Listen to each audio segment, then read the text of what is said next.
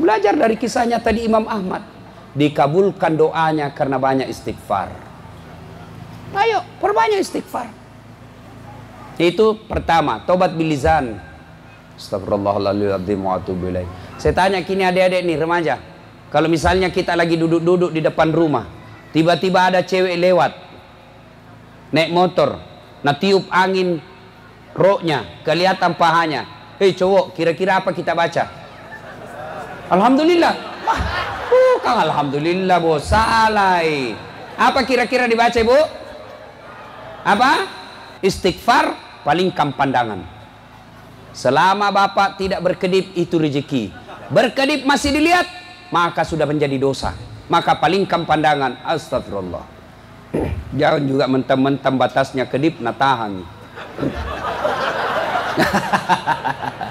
Atau dia bilang, astagfirullah, astagfirullah, astagfirullah. Ya, satu, tobat bilizan. Tobat dengan cara apa? Memperbanyak istighfar. Hikmah tahun baru Hijriah yang pertama, ayo mulai besok perbanyak istighfar. Bayangkan kalau Ibu Pak Bupati dari sini ke Makassar karena tidak ada pesawat, naik mobil 8 jam sepanjang jalan istighfar, masa Allah tidak kabulkan doa tak? Astagfirullah, astagfirullah. Ada cewek, astagfirullah, astagfirullah. Yang penting serius dengan istighfar. Satu, tobat istighfar. Yang kedua, tobat dengan cara apa? Tobat dengan memperbanyak sholat sunnah taubat. Bagaimana cara sholat sunnah taubat? Salahnya sama dengan sholat sunnah yang lain. Kalau tahajud, niatnya tahajud. Syaratnya malam hari. Baru sudah tidur, tahajud. Berapa rakaat? 2 sampai 8. 2 boleh, 4 bagus, 6 bagus, 8 lebih bagus lagi. Kalau witir malam hari, ya harus ganjil. Kalau duha pagi hari, sudah kira-kira jam 7 sampai setengah 12. Berapa rakaat? 2 sampai 8. 2 bagus, 4 lebih bagus, 6 lebih utama, 8 yang spesial. Sholat duha.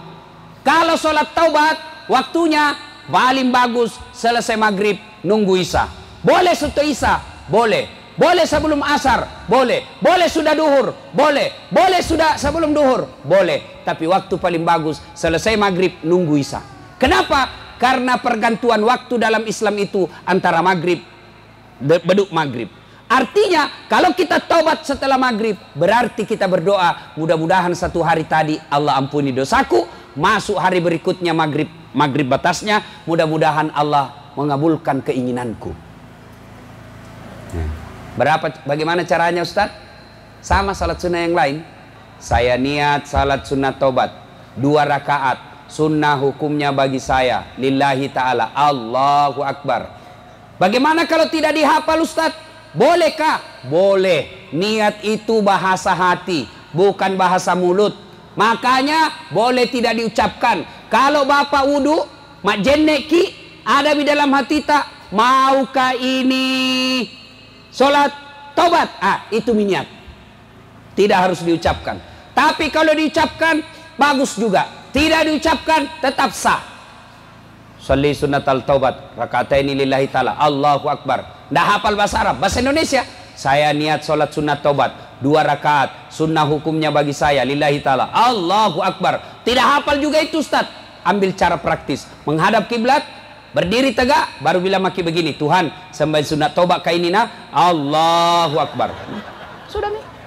2 rakaat ulang lagi, Tuhan masih seperti yang tadi, Allahu Akbar. Sudah. Daripada kita tunggu itu salin tidak dihafal, tidak sembahyang maki. Ada dulu anak muda masuk masjid, berdiri, Allah, nah ulang lagi, Allah, nah ulang lagi, Allah, langsung pergi duduk. Saya tanya, dek, kenapa tidak jadi sholat? Ustaz, kulupa usallinya. Tidak, usalli itu tidak dihafal, ya, boleh tidak diucapkan. Yang tidak boleh, kalau kita takbir pakai bahasa Indonesia, itu tidak boleh itu. Pernah ada dulu ulama, mengaku ulama, di Jawa Timur mengajarkan boleh sholat pakai bahasa masing-masing. Bagaimana kacaunya seandainya kita sholat pakai bahasa masing-masing? Coba maki sholat pakai masing-masing. Takbir, yang jadi imam orang dari Arab, takbir pakai bahasa Arab. Allahu Akbar. Yang jadi makmum orang dari Sidrap, pakai bahasa Bugis. Pungallahu ta'ala malopo. Datang masbuk orang dari Makassar, jenek Punto, dia takbir pakai bahasa Makassar. Kareng Allah Ta'ala lompua. B, ada pula orang Toraja, Muallab, dia takbir pakai bahasa Toraja. Pung Allah Ta'ala tunggu gajah. Bah, terakhir pegawai Pale, anak gaul dari Jakarta, dia takbir pakai bahasa Betawi, anak gaulnya Jakarta. Allah gede banget gitu loh. Kacau sholat toh. Nah itu Bapak saudara-saudara sekalian, maka niat tidak harus kita pakai bahasa Arab, bahasa Indonesia boleh. Nah ini kan tujuannya salat taubat Ustadz. Lalu kapan tobatnya Ustadz? Ketika kita sujud terakhir. Sedekat-dekat aku dengan hambaku, kata Allah, adalah ketika dia sujud. Maka perbanyaklah memohon pada saat sujud.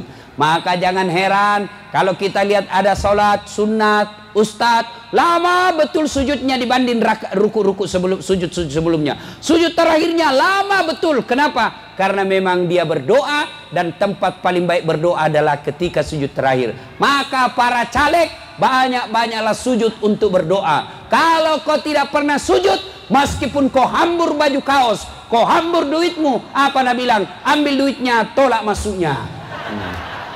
Rogi nombok, adalah sholat. Jangki juga sangka buruk kalau ada caleg tiba-tiba datang di masjid, biar Tommy tahu.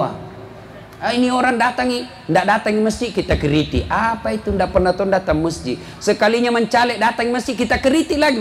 Apa baru datang masjid? Jadi apa maumu? Biar Tommy tahu. Kalau kita tidak suka, jangan maki calai, jangan maki pilih, itu saja.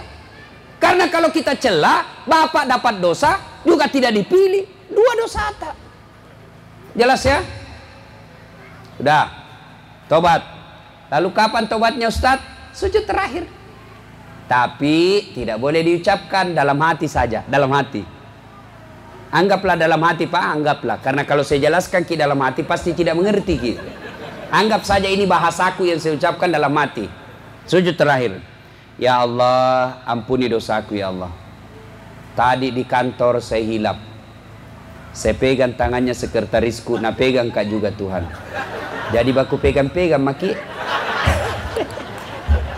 Ya Allah, hilap betul kak ya Allah, hilap kak. Ya Allah, hilap kak. Tak lupa kak puang. Buat tak dampang kak kasih. Yang lebih penting dari itu ya Allah, berikan saya kemampuan tidak mengulangnya. Rabbana la tusik qulubana ba'da is hadaitana wa hab lana min ladunka rahmah innaka antal wahhab. Nah, itu kita minta. Karena tanpa hidayah, biasanya tobat hari ini, besok kita ulang. Tobat lagi, kita ulang lagi. Tobat lagi, kita ulang lagi. Nanti Nabi bilangi ki malaikat, "Pa cobi-cobi ko Cobi mako, ulang-ulang terus, mati pa ku blender ko." Bolehkah kita tobat lalu ulang? Boleh, tidak dilarang. Lebih baik tobat daripada tidak tobat.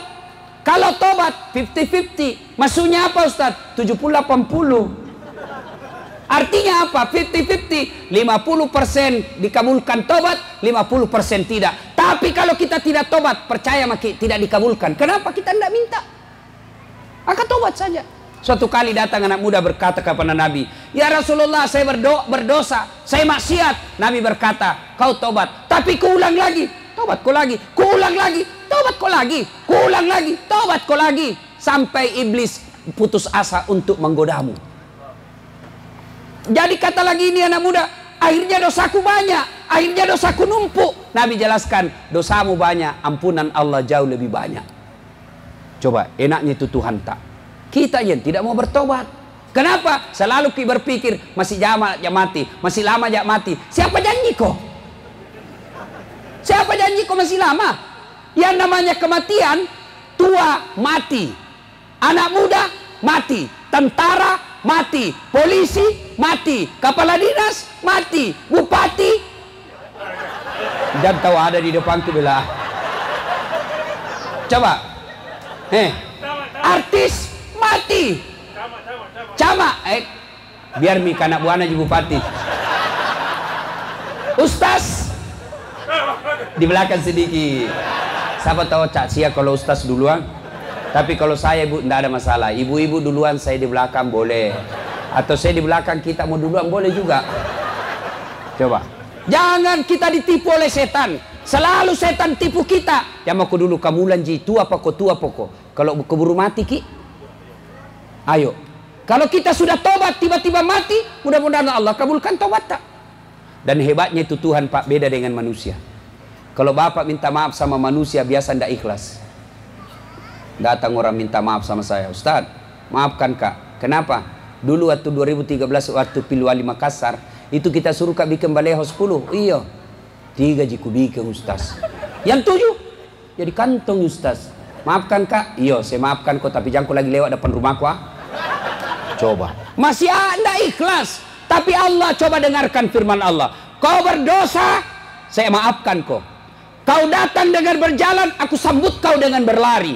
Kau datang penuh dosa langit bumi, ampunanku jadi lebih besar daripada dosamu. Dan hebatnya Tuhan, kita datang membawa dosa, penuh langit dan penuh bumi, banyak dosa kita. Apa janji Allah? Innallaha yuhibbut tawwabina. Saya cinta kepada hambaku yang bertaubat. Coba lagi, kita tuh jangan niaya diri tak. Tidak ada dosa tidak diampuni Allah Pak. Tidak ada. Satu saja dosa tidak diampuni Allah. Dosa syirik bukan. Apa dosa yang tidak diampuni Allah? Adalah mengaku diri sebagai Tuhan. Kenapa Fir'aun tidak diampuni Allah? Kenapa Namrud tidak diampuni Allah? Karena dia mengaku dirinya sebagai Tuhan. Selama Bapak tidak mengaku sebagai Tuhan, diampuni dosa tak. Dengan catatan sebelum ajal menjemput. Maka tahu maki siaga todo dosa tak bos. Tidak ada dosa tidak diampuni Allah. Kita jangan tidak mau bertobat. Dosa kepada Allah jangan cemas, Allah pasti ampuni. Tapi dosa kepada sesama manusia ini yang susah. Kalau Bapak dosa kepada tetangga susah Pak. Bagaimana susahnya Ustadz? Harus ki dulu menyesal. Diakui salah kak, saya salah dulu waktu kuserobot pagarmu. Akui, menyesal. Yang ketiga, jangan ulang. Yang keempat, ganti dengan kebaikan. Yang kelima, ini yang jadi masalah. Minta maaf sama yang bersangkutan. Maafkan saya Pak. Kuserobot tanahmu toh, saya menyesal. Ambil sekarang. Kalau berkaitan dengan barang, wajib kasih kembali barang. Selama barang itu tidak dikembali, biar nangis-nangis darah ki bertobat di depan Allah. Hitam jidata gara-gara sholat, tapi barangnya orang tetap diambil, tidak diterima tobat tak. Dengar baik-baik para ASN. Pegawai, pejabat yang pernah ngambil barang-barang negara, selama Bapak masih ambil itu barang negara, selama itu Bapak tidak akan diterima tobatnya. Maka yang pernah ngambil barang-barang kantor, kasih kembali besok. Kembali memang, masih sako tuh bos, masih sako. Detut, ajak lalu maka ada uruntuk topi na uruntuk totu. Wita topi na wita, kita totu. Jangan Pak. Ibu-ibu yang pernah ngambil sendoknya orang waktu pengantin, kasih kembali. Ambil piring, banyak itu biasa kalau pengantin. Hilang sendok, hilang piring, padahal itu sendok piring tidak ada kakinya. Sepupu kita ambil, tidak boleh, kasih kembali. Nah, ibu bapak, saudara-saudara sekalian, inilah hikmah pertama. Tahun baru ini banyak-banyak bertobat. Nah, kisah kedua. Saya ingin kisah ceritanya Nabi Ayub alaihissalam. Lalu apa kaitannya nanti? Kita coba kaitkan dengan kehidupan pilpres, dengan pilcaleg. Ya, Ayub alaihissalam hebat, kaya, banyak harta, tapi dermawan. Orang kaya banyak. Di Toti ini banyak orang kaya Pak, banyak sekali punya merica di sini. Tapi yang susah adalah kaya dermawan. Yang banyak kita lihat kaya seke, kikirigalla paku jambatan. Itu yang banyak. Tidak mau bersedekah. Tapi hebatnya Ayub alaihissalam, banyak hartanya, lebih banyak lagi disedekahkan. Akhirnya seluruh malaikat memujinya, termasuk manusia pada saat itu memuji.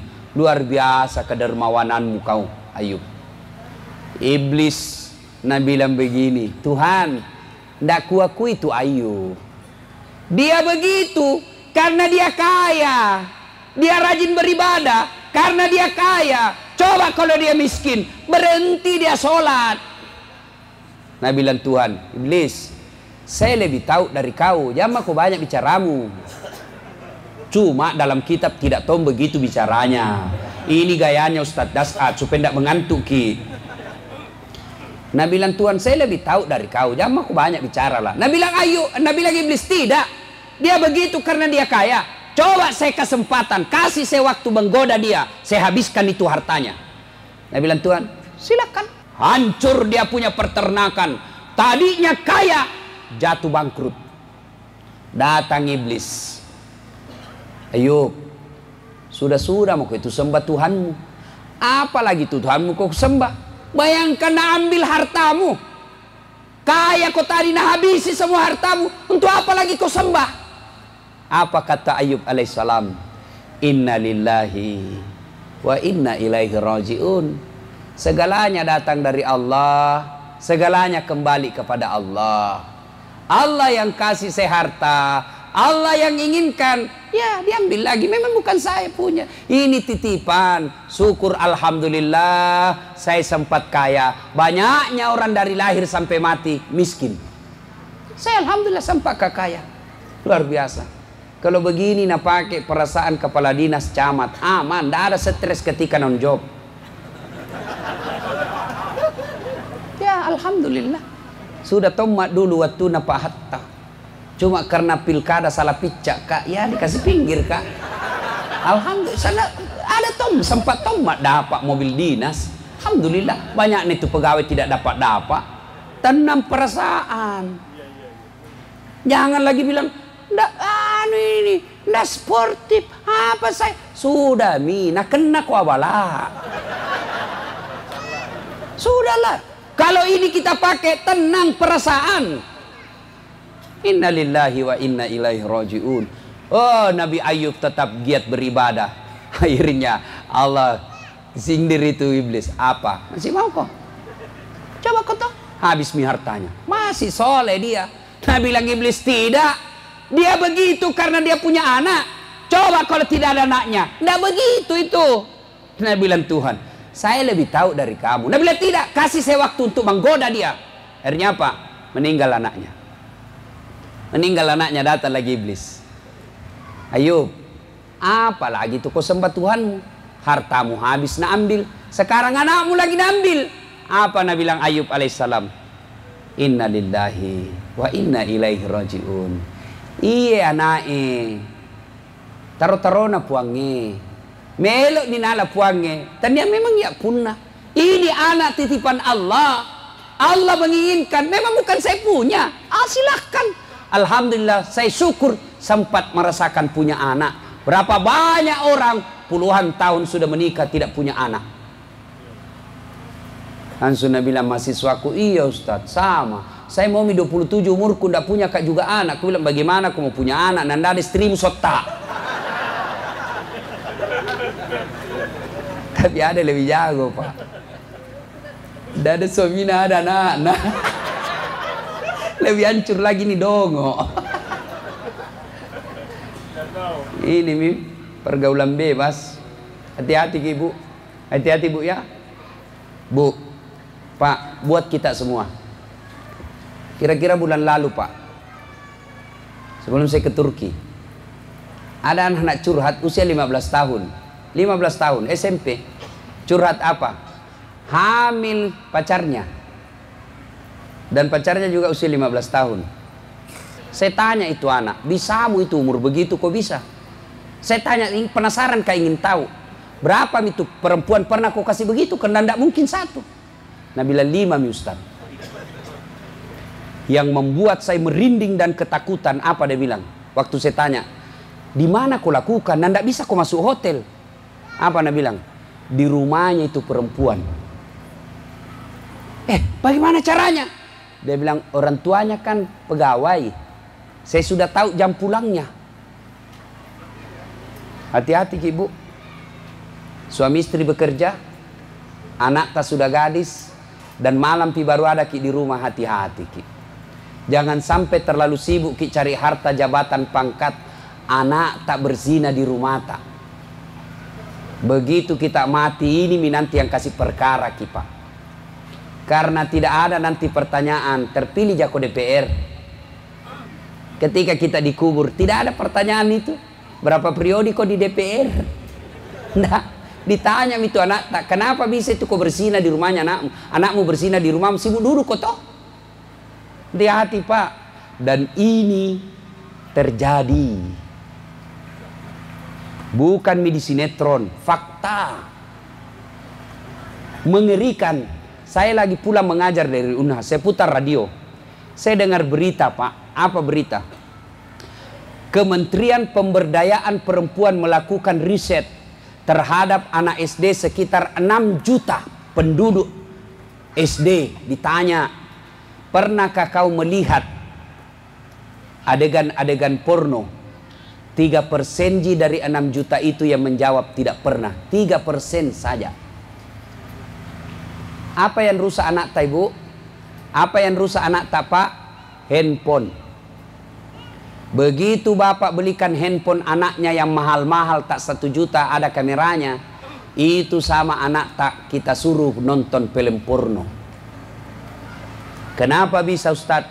Begitu dia punya handphone dan punya paket, bisa online, maka semua jenis film porno bisa dia lihat. Bu, boleh ibu belikan smartphone anaknya. Boleh bapak-bapak belikan HP yang mahal-mahal. Tapi ibunya harus periksa setiap saat apa SMS-nya, apa WhatsApp-nya, apa fotonya, apa videonya yang ada di situ. Jangan sampai kita belikan handphone tidak pernah kita periksa HP-nya anak tak. Masolang itu anak tak Pak. Apa yang rusak? Bu, barangkali ibu tidak tahu.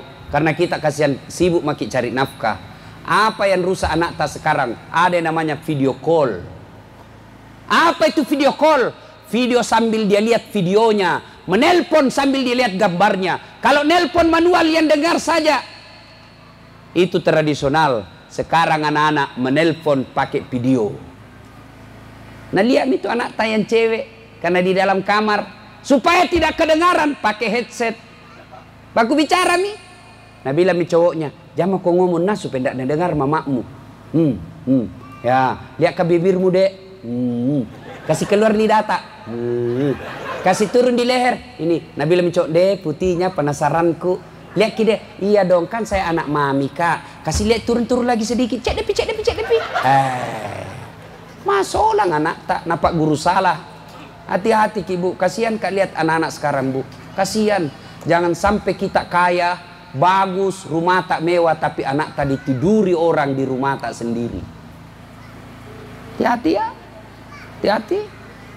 Ngeri sekarang pergaulannya itu anak-anak Pak. Kalau kita yang anak laki-laki, apa yang rusai? Lem pox. Nah campur lem tikus.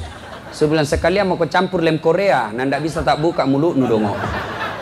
Belem-belem, lem tikus pergi na minum. Ya ilaha illallah. Ndak. Nah, digoda Ayub. Sudahlah, nah ambil mi anakmu. Alhamdulillah, sampai kau punya anak.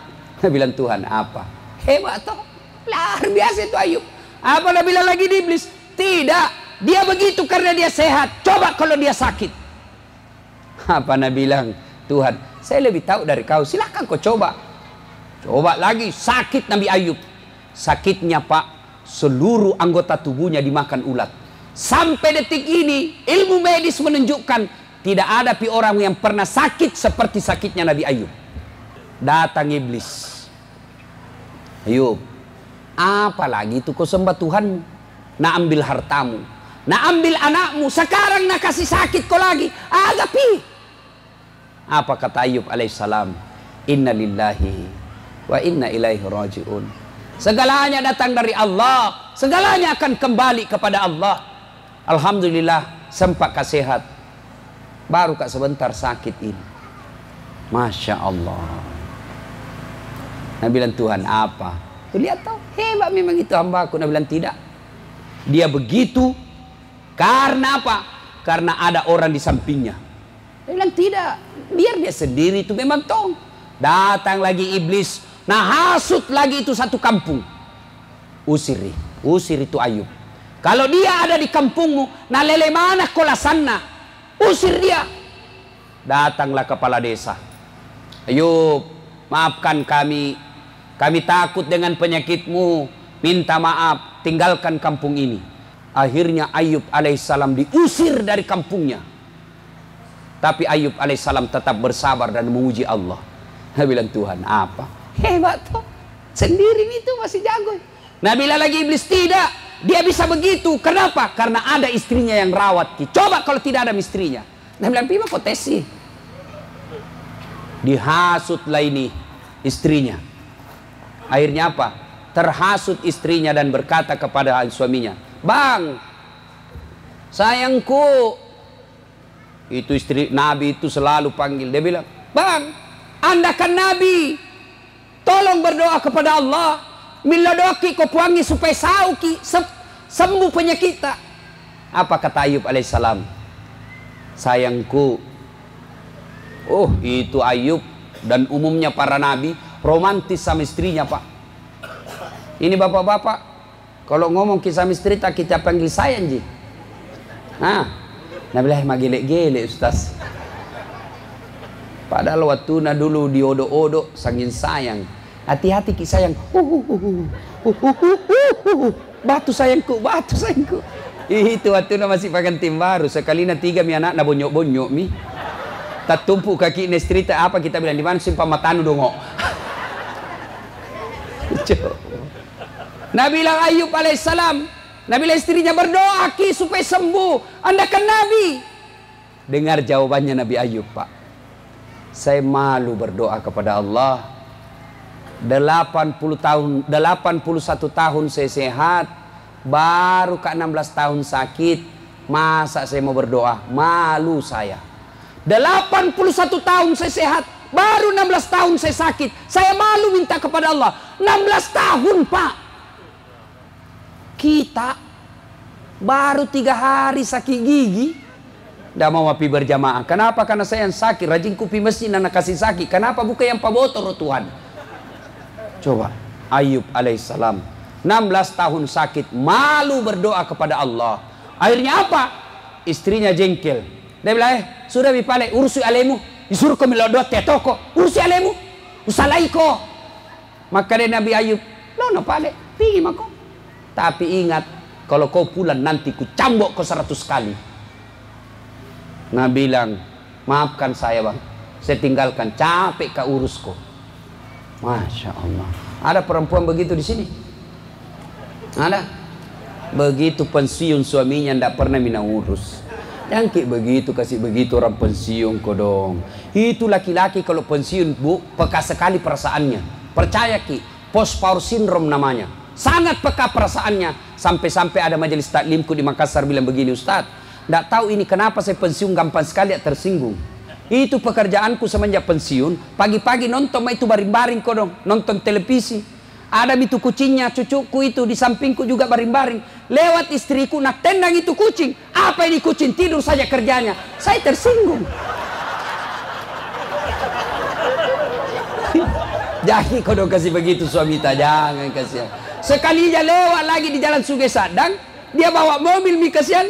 Lewat tiba-tiba istrinya anda lihat. Ada paling panti jompo di sini Pak Dina bilang, mau kau kasih masuk ke panti jompo? Itu kasihan bapak-bapak. Jangan ki. Sudah Tommy tahu jadi kepala dinas dulu. Begitu pensiun tetap kita romantis ibu. Jangan mentang-mentang pensiun kita ndak urus mi. Jangan kasihan. Begitu kita lihat suami tak lobe, mulai tidak bisa bedakan mana pembantu mana istri. Tapi hati-hati ki ibu. Ada tong itu bapak-bapak biasa modus. Pura-pura nak lupa istrinya. Begitu dia masuk kamar pembantu didapat sama anaknya, Pak, ku lupa, ku kira istri, ku kira mamamu nak.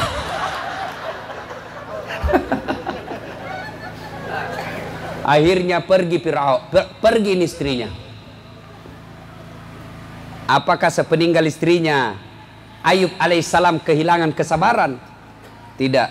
Ayub alaihissalam lalu berkata tetap, inna lillahi wa inna ilaihi raji'un. Segalanya datang dari Allah, segalanya kembali kepada Allah. Ayub alaihissalam tidak berkata sembuhkan penyakitku, tapi dia terus berzikir memuji Allah. Lalu seluruh malaikat bertasbih memuji Allah. Luar biasa Ayub alaihissalam. Lalu Allah perintahkan kepada Jibril, Jibril, kau turun, datangi Ayub alaihissalam, perintahkan Ayub, hentakkan kakinya ke pasir dengan izin Allah. Setelah dihentakkan kakinya di pasir, air keluar dari pasir yang dihentakkan itu. Lalu Jibril berkata, Ayub, buka bajumu, tempel itu air. Lalu air itu melengket di bajunya Ayub alaihissalam, membasuhi bajunya Ayub. Lalu Jibril berkata, usap ke seluruh tubuhmu yang kena penyakit. Diusapkanlah ke seluruh tubuhnya, dengan izin Allah sembuh Ayub alaihissalam.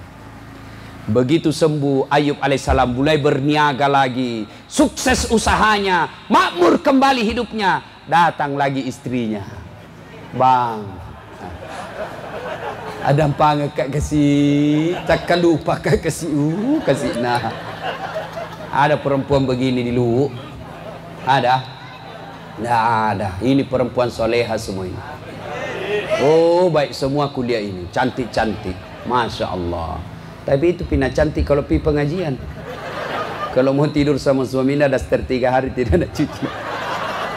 Nggak sikat gigi masuk kamar. La ilaha illallah. Bu, tak balik ibu. Justru Nabi jelaskan kalau kau mau tidur pakailah pakaianmu yang terbaik. Praktek memang sebentar ibu. Kalau mau ki tidur bu seksi memang maki. Pakai ki baju renang. Begitu dia pakai baju renang langsung dia bilang suami, astagfirullah, kesurupan kau ibu.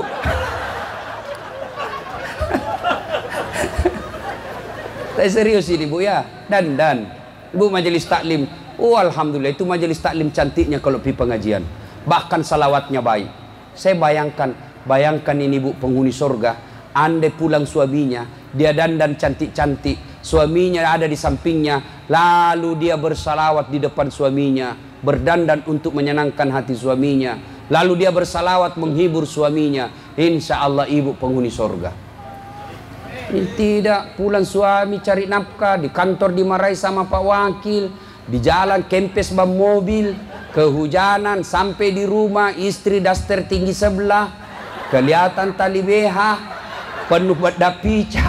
Nah bilang suami, astagfirullah, sialku kau don cari nafkah kalau begini. Oh male. Nah bilang suaminya, kasih baik-baik saya itu, kelihatan semua tali BH-mu sama tetangga. Apa Nah bilang istrinya, jangan lihat BH-nya, yang penting rasanya bung.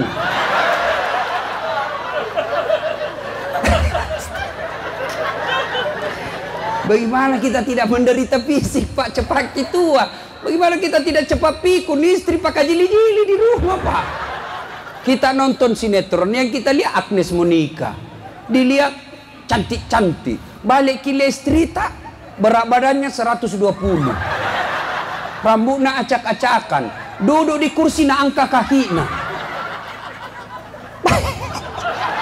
na angka kalepaknya begini, malotong, baru menguap. Oh, bagaimana tidak kesurupan suami kita? Ibu, jangan kita tahu bu, nak kena semua kita. Makanya ibu, servis saya korang itu suami kita. Ya, baru sudah jelek, nalarang lagi suaminya kawin lagi. Memang caranya kau mau diharap, mesin tua, perawatan tinggi, pemakaian kurang.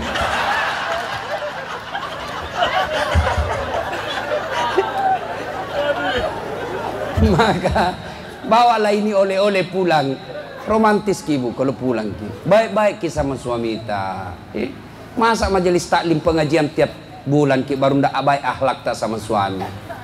Perbaiki. Kalau mau ki gampang masuk surga, baik-baik ki sama suami kita. Gampang sekali ki masuk surga itu. Baik ki saja sama suami kita. Insyaallah. Fungsi utama sebenarnya suami itu bukan cari nafkah. Fungsi utama cari nafkah itu fungsi kedua, fungsi keberikut. Fungsi utama suami, mudah-mudahan dengan ridanya suami gampang masuk surga. Karena biar ibu puasa Senin Kamis tapi suami tak kita sakiti perasaannya, tidak bakal kita masuk surga. Perlu ibu tahu, jangankan yang namanya pergi pengajian, puasa Senin Kamis tanpa izin suami haram. Pengantin baru, anak pesantren, suaminya libur hari Kamis, pulang cepat. Nah bilang puasa, nah bilang talekan nu. Pengantin baru, piko puasa, piko laut piko deh. Kalau jadi tuh deh, setengah mati gigi pula. Naik spanin tiba-tiba kau puasa. Oh, itu tidak boleh ibu. Bahkan ibu kalau menolak itu, bergetar arasnya Allah karena ibu menolak ajakan suami. Sekali-kali ibu yang ngajak. Masuk sana aja Ustaz, masih natoan kasih. Pacapu-capu mani kasih. Nah, kita lanjut kisah. Datanglah istrinya Ayub alaihissalam. Datang lagi. Apa kata Ayub? Ya, saya maafkan sukanya. Saya memang ku sayang kau, tapi pernah kau melanggar toh. Kau ingat janjiku dulu atau kau tinggalkan kak? Ingat apa? Ku cambuk kau 100 kali. Itu harus saya laksanakan. Akhirnya apa? Ayub alaihissalam mengambil lidi. Tahu lidi? Lidi?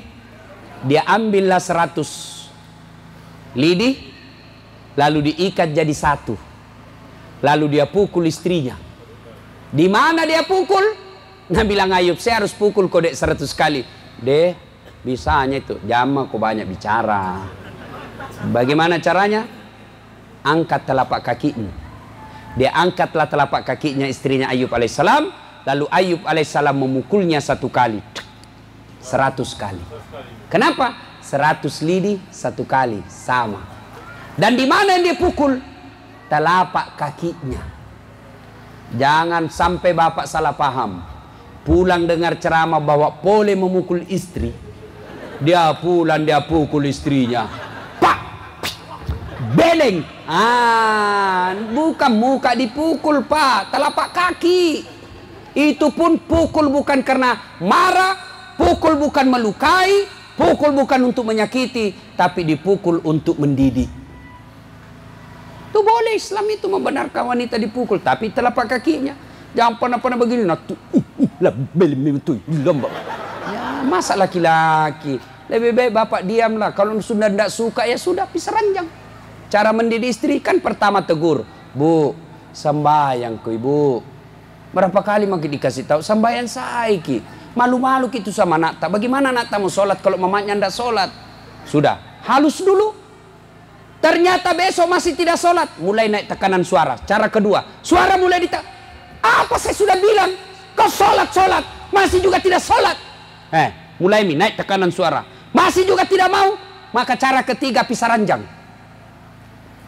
Sudahlah, kau tidur di sebelah, saya tidur di sini. Tapi jangan kau salah, jangan kau marah kalau tiba-tiba ada saya temannya. Mulai itu berpikir, wah, bahaya. Tetap tidak sholat, maka apa? Langkah ketiga, kasih kembali ke bapaknya. Pak, sudah mesti kasih tahu ini istriku. Tidak momentum mendengar.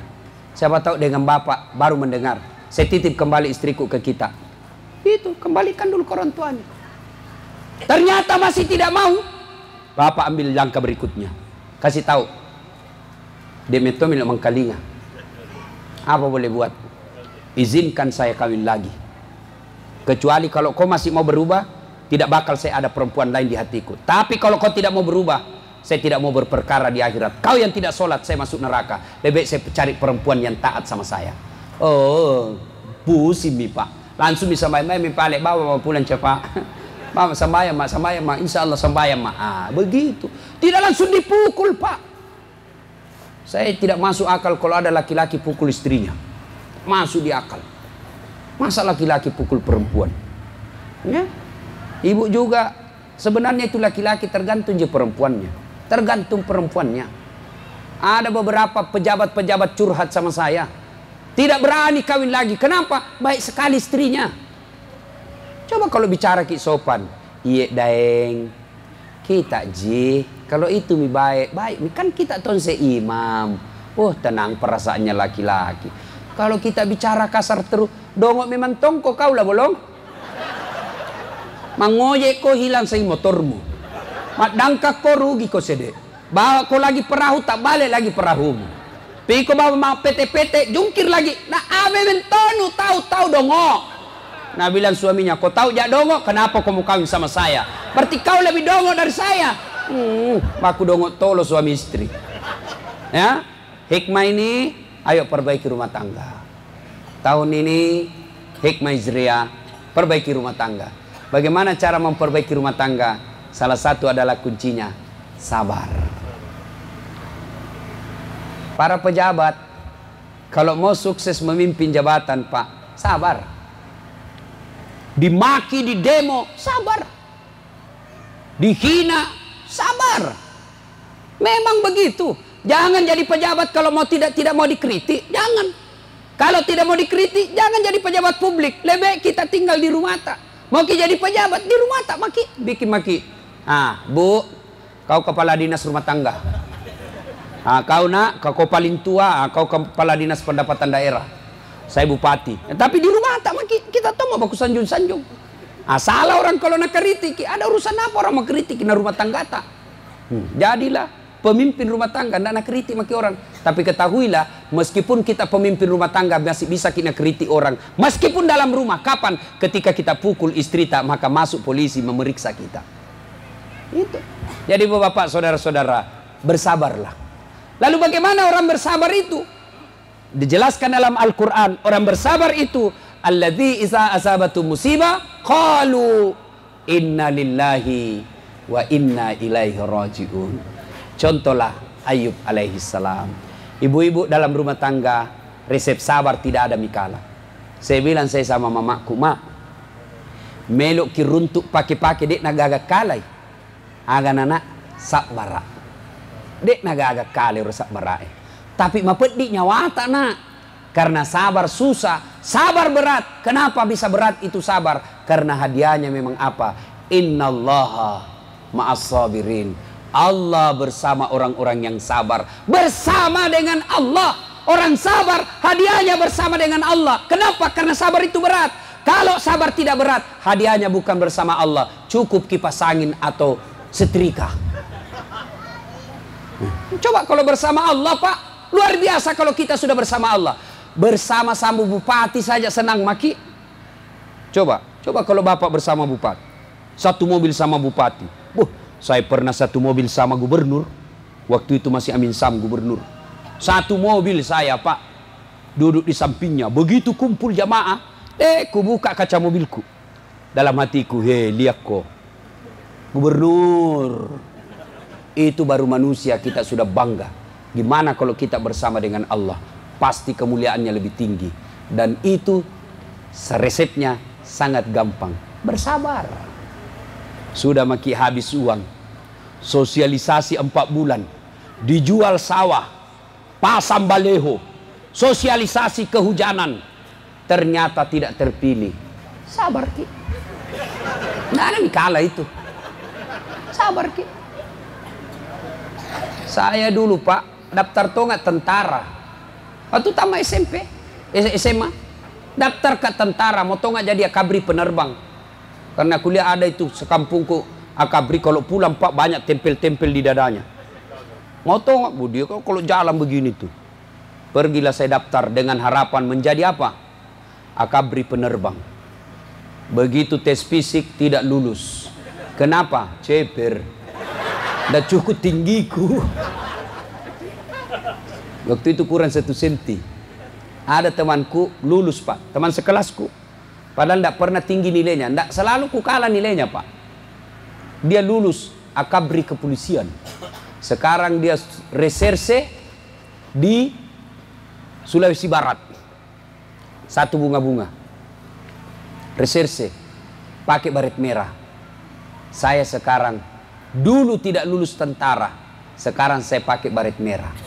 Baret putih. Alhamdulillah Pak, dengan baret putih yang saya pakai ini, keliling dunia Pak, gratis. Kemana-mana dibelikan tiket PP. Dan hebatnya lagi, dengan baret putih yang saya pakai, mulai baret hitam sampai baret merah, ku caramai ko semua. Apa? Jadi kalau sudah maki pasang baleho, nanda terpilih ki, berarti itu yang terbaik. Jangan maki sangka buruk. Tidak ada baiknya itu orang bersangka buruk. Baik sangkalah terus. Orang yang bersangka itu salah satu indikator dia orang-orang yang bersabar. Ibu bapak saudara-saudara sekalian, banyak yang mau saya sampaikan, tapi waktu yang terbatas. Dua mau saja ini cerita pak. Masih mau ki pak? Masih mau ki? Insya Allah lain waktu. Ya, insya Allah lain waktu. Saya jujur, sejujur-jujurnya, saya senang sekali datang ke sini karena melihat pejabat kita akur, ya. Pak Wakil Bupati rajin berjamaah, Pak Bupati mengayomi, tahu sebagai pimpinan, luar biasa. Pak Ketua DPRD pun baik, ya alhamdulillah. Ya kalau begini baiknya Pak, insya Allah aman kita, ya insya Allah. Ibu bapak saudara-saudara sekalian, inilah tausiah kita pada taklim kita kali ini. Mudah-mudahan apa yang saya sampaikan kita bawa pulang. Biar saya ceramah di sini 2 jam, kalau kita tidak amalkan, tidak ada gunanya. Jangan sampai seperti di Makassar majelis taklim. Bagusnya itu ceramah. Alhamdulillah. Apa nak bilang? Kulupa bi. 2 jam kita ceramah pulang. Apa nak bilang? Kulupai. Setengah mati kita ceramah nak lupa semua yang kita bilang. Ibu bapak saudara-saudara sekalian, kita ulang. Tahun baru banyaklah bertobat. Tobat itu bukan sekadar dosa. Salah satu tujuan tobat itu adalah agar doa cepat dikabulkan Allah. Yang kedua, tingkatkan kesabaran, terutama di tahun politik ini. Banyak-banyak bersabar. Salah satu yang bisa membuat kita masuk penjara ketika kita tidak bersabar dalam memahami dan menerima perbedaan.